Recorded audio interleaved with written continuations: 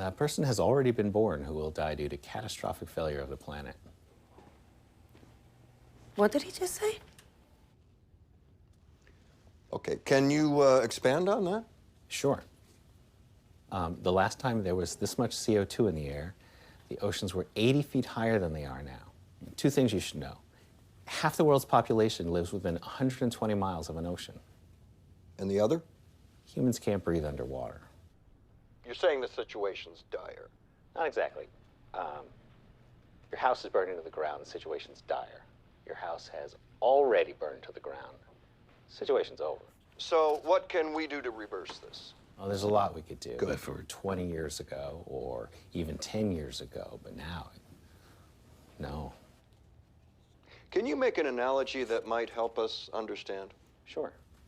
It's as if you're sitting in your car, in your garage, with the engine running and the door closed, and you've slipped into unconsciousness, and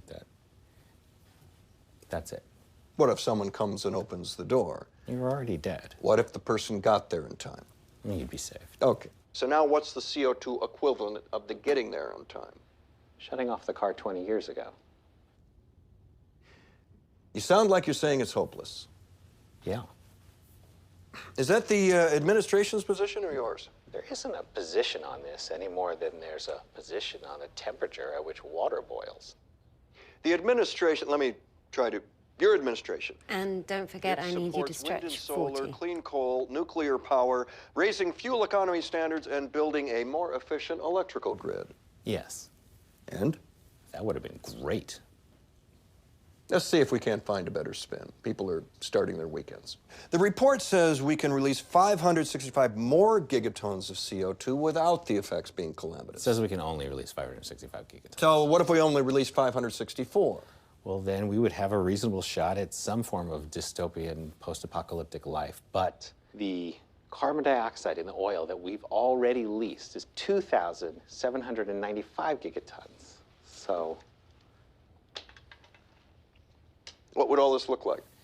well, mass migrations, food and water shortages, spread of deadly disease, endless wildfires, way too many to keep under control. Storms that have the power to level cities, blacken out the sky, and create permanent darkness. Are you going to get in trouble for saying this publicly? Who cares? Mr. Westbrook, we want to inform people, but we don't want to alarm them. Can you give us a reason to be optimistic?